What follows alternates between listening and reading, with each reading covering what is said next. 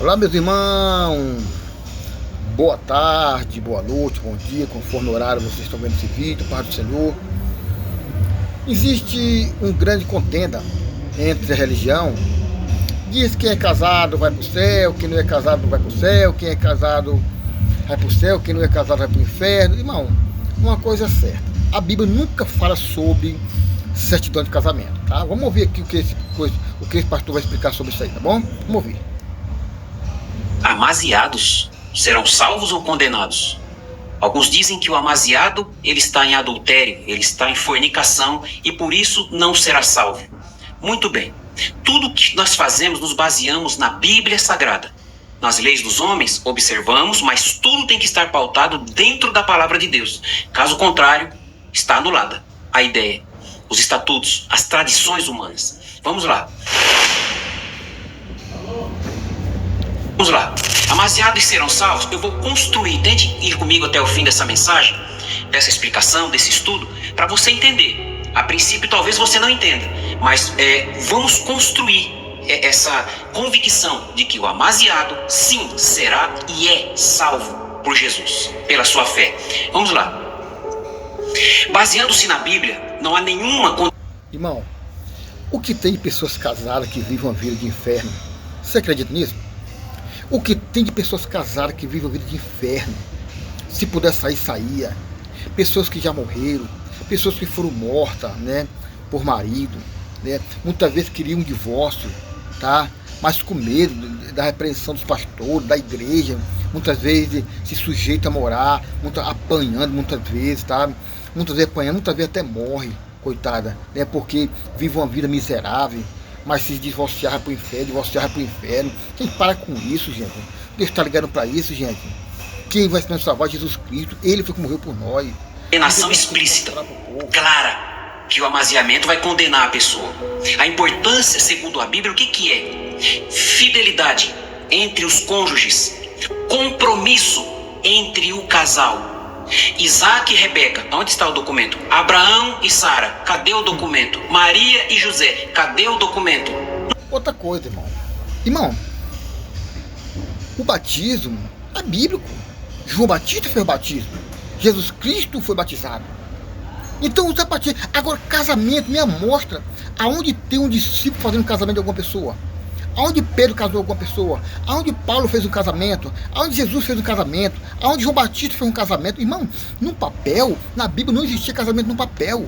Não existia casamento no papel de jeito algum. Não tem papel, gente, é a união estável. Vamos lá. A salvação, ela não depende desse estado civil, documento, certidão de casamento. É importante, é necessário e é muito bom ter esse documento. Eu vou explicar por que depois. Mas a união estável, para a salvação desse casal, o que é de mais importante é que essa união seja estável e a fé em Jesus Cristo. Isso está em Romanos 10, 9 e 10, João 3,16. Agora vamos ver a diferença entre uma coisa e outra? A união estável e a certidão de casamento. Vamos ver as diferenças nisso. Vamos lá. No que implica na realidade? Na realidade, não o que está no estatuto e nem em tradição humana. A união estável, ela é a relação entre duas pessoas que convivem publicamente, sabem que são casados e que constituem uma família e que mantém o quê? A continuidade, né? A duração. E tem outra que eu vou dizer aqui para vocês. Tem pessoas, tem obreiro dentro da igreja, irmão, que estão casados só por estar casados, só para não perder o cargo, viu? Mas a vida conjugal acabou faz tempo. Tem pessoas que estão dentro da igreja, irmão, pastores estão dentro da igreja, muitas vezes, só para não perder o cargo de pastor. Porque não quer trabalhar e se divorciar, ele sai, ele perde o cargo. Por isso que muitas vezes estão dentro da igreja combinado, só mesmo para não se dividir, para não fazer escândalo, para não divorciar, para não perder o cargo da igreja. Tem muitos, irmão, tem muito. Eu não vou citar não, mas tem, com certeza. Dessa relação constitui família. Isso é uma união estável. A união estável, ela não é formalizada através de uma cerimônia, de um papel, de um documento, de um contrato. Não, a princípio não. Existe sim aquele documento que é o contrato de união estável, mas nós estamos falando disso a princípio, tá? Então vamos lá. Estar amaziado Confirmo que é uma união estável quando há fidelidade entre os dois com compromisso de família. Isso é uma união estável, isto é um casamento, tá? A exemplo das pessoas que eu falei aqui, entre outros que se casaram na Bíblia sem documento, sem papel, tá? Então vamos lá. Para que uma relação ela seja considerada uma união estável, eu trouxe para vocês aqui, tá? O que está na lei, no artigo 1723. Para que uma união, tá, entre duas pessoas seja considerada união estável ou amaziados, ela deve ter o quê? As seguintes características: ser duradoura, precisa ser pública, precisa ser contínua e ter o objetivo de constituir família. Confirmado entre o casal, isso é casamento, não é papel, não é documento, não é cartório.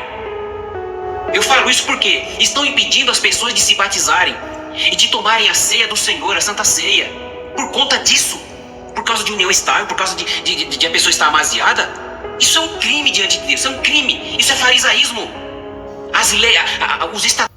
Eu também concordo. Eu concordo plenamente. Irmão, não tem, irmão. Não tem. Gente, se for tão sagrado o papel, tão sagrado, gente, Jesus tinha feito alguma coisa ali, casado a pessoa. Você não vê uma certidão de casamento, você não vê um cartório na Bíblia, você não vê um juiz falando casamento de ninguém, irmão. Não vê. Então, isso que está acontecendo, que eu estou falando para você, muitas pessoas vivem uma vida, irmão, uma vida terrível,